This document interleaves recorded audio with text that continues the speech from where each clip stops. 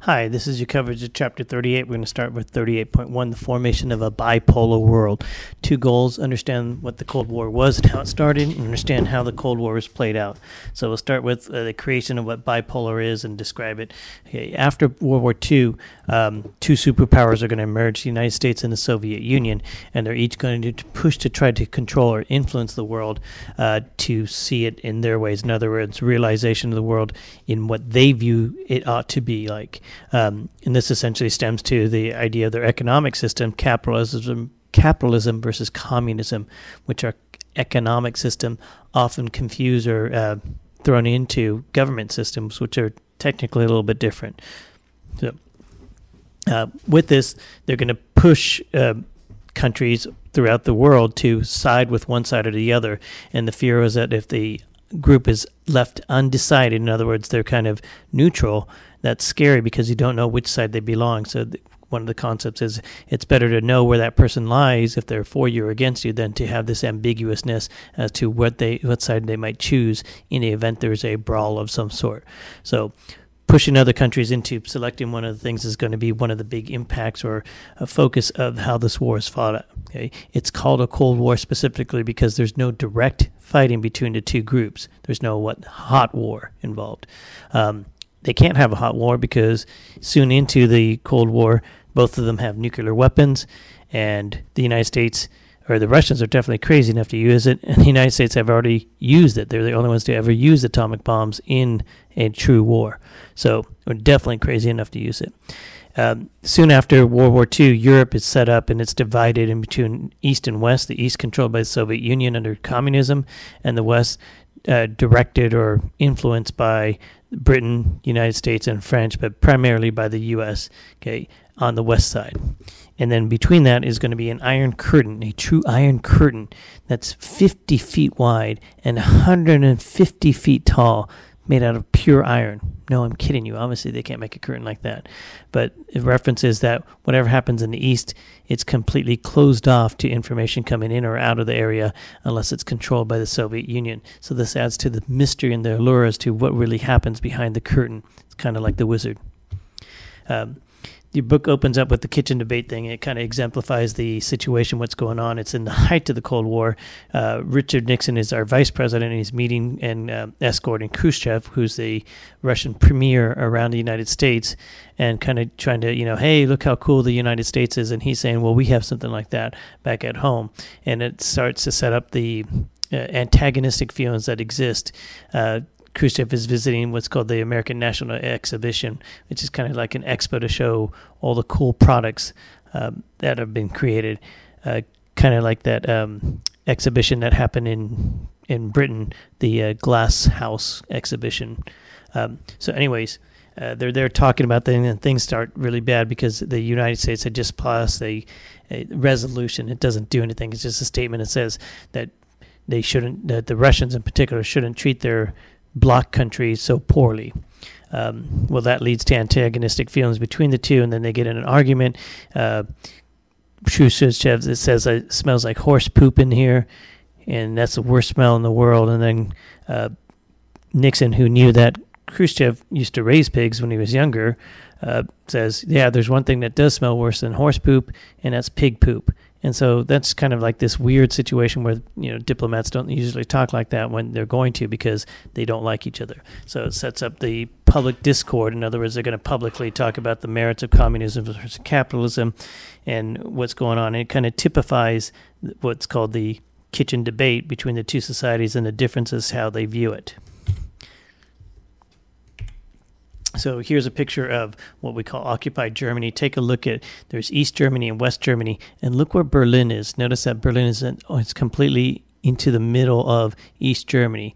Well, Germany split up, and so is Berlin. And if you look at the small subsection that's over in this area, you have another smaller area, detailed map of East Berlin and then West Berlin, and that's split up once again. So this sets up what's going to happen. The green, the dark green, the light green, and the blue are the areas controlled by the Western societies, the United States, France, and Great Britain, while the purple is controlled by the Russians. And so these are the split up, or the East-West split up after World War II. This is part of the Yalta Conference, in which they would decide who's going to control what and lead to the situation that creates the Berlin airlift.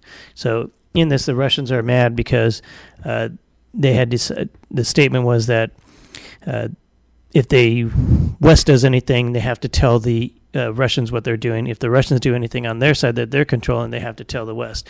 Well, the West is setting up a situation to change their economic system, change their currency over, and the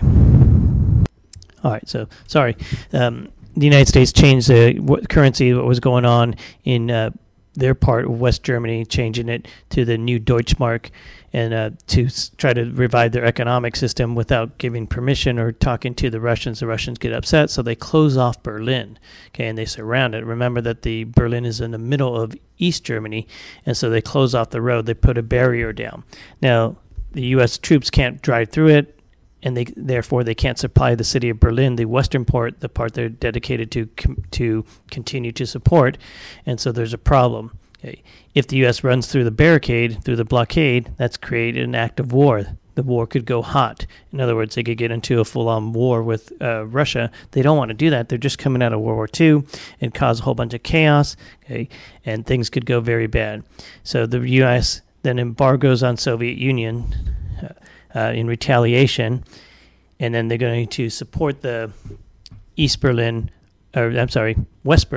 with shipments across the air. The Russians can't shoot down the planes because that would be an act of war. And so it's kind of this, well, who's going to throw the first blow? And no one wants to be the one responsible for starting World War III, which could be the last war that the world's going to see.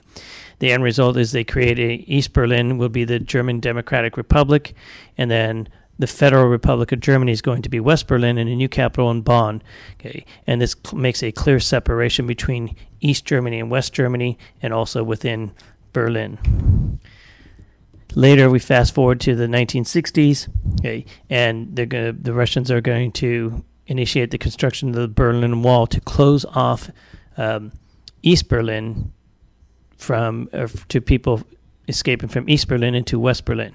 Okay. During 1949 to 1961, some estimated about 3.5 million East Germans left to the West, ran over there because they had better opportunities in the West than they had in the East. The fear is that this shows that the Russian side, the part they control, is not doing well, because why would people be leaving?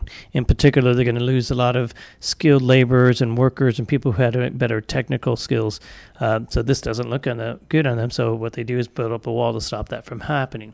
So in August of 1961, they construct the wall, and this is going to be like the symbol. The Berlin Wall is a symbol of the Cold War, the separation between East and West, the separation of Germany.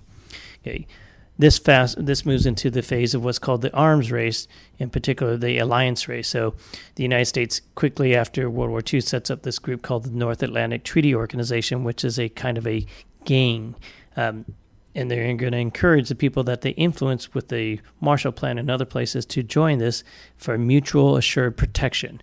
Okay, that the Russians would be silly to attack one of these groups because they have so many friends. And NATO starts out with, I think, like 11 groups, and then it gets even bigger and bigger to the point where they have so many people or so many countries belonging to it that the Russians would no way attack that. So the Russians respond by the creation of the Warsaw Treaty, okay, and their pact and their friends. And while the U.S. offers military support and influence and some financial help through their program, the Russians offer, hey, you join this or we beat you up. With this comes the proliferation of nuclear weapons, the massive race to create more and more powerful weapons that can do massive damage. By the 1960s, they created so many nuclear bombs that they supposedly blow up the world some 300 times over, which is kind of silly because there's only one world, so once you destroy it one time, there's really no point in doing it 299 more times. Okay. They also institute this really cool thing called MAD, Mutual Assured Destruction. It's like automatic sprinklers. And the U.S. or the Russians, and I can't remember who creates it first, but basically we have computers like Terminator who go automatic. If you kill us, okay, our computers will sense that we've been attacked by nukes, and they'll set the bombs off to go automatically. They've already been destination with their GPS system and all that good stuff to go and attack a certain thing. And unless there's a human to stop the program, they're going to launch and destroy it. So even if we're dead, we can still kill the other side. This is for fear. Okay? No one would be crazy enough to attack us if they know that they're going to be killed as well. The next phase of the Cold War carries out and moves into Korea, which is going to be similar to Germany, and this takes place in the 1950s. After World War II was split into North and South Korea, with the South being controlled by, or dominated, monitored by the U.S., and the North monitored by the Russians. Okay, and once again, it's the same thing. This is going to be fighting the war without direct fighting. The Soviets back up the North Koreans, the United States back up the South Koreans, and they're going to do the fighting. The North Koreans do a surprise attack, and they try to take all of Korea because that's what they wanted to unify this place, and they go past the 38 parallel, which was the dividing line after World War II. The Republic of Korea is attacked by the People's Democratic Republic in the north, and it's going to start a 3-year-long war of 3 years of fighting, which lasts a lot longer. North Korea invades, and they capture Seoul and pretty much all of South Korea, just about the whole thing. The U.S. is surprised, and then they come in with their forces because we have a whole bunch of troops in Japan that's close by. They come over to help out, and they push the North Koreans all the way back past the 38 parallel and onto Pyongyang, which is the North Korean capital, And they get them all the way past the Yellow River, and that's where the Chinese, who are less ready to go and are ready to help out North Korea, they're waiting across the river and say, look, if the U.S., if your forces even step foot or move into this area, we'll come and defend North Korea and defend China. And pretty soon the U.S. does, and they get that point, and then the Chinese jump in, and some 1 million Chinese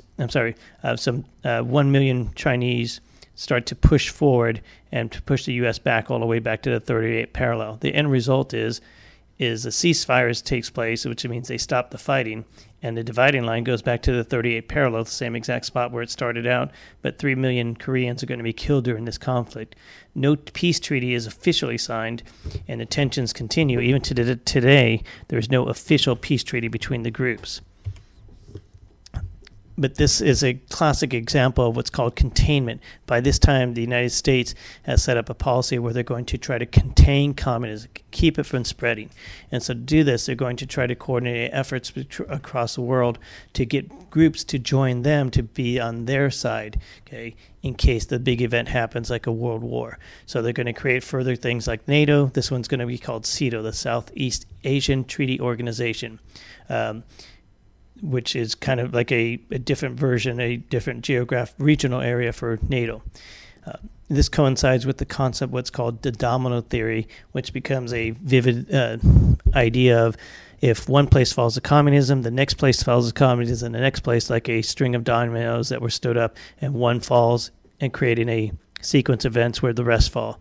And this coincides with the concept that's in communism, that in order for communism to succeed, it must eliminate all capitalism. Well, eventually, capitalism is going to be taken over, and there'll be only one left, the USA. And so if you stop it right away, you keep that first domino from happening, the rest of the dominoes don't fall. This is a domino theory that takes place, and this is carried out by Eisenhower, who believes that America's job is to keep the Russians from advancing or communism from spreading. And it was carried out in Korea to the point where Eisenhower is ready to use nukes if he had to. This is the end of part 1. There's no way we're going to fit this one as a Big Daddy, so see me later for part 2. Yay, me.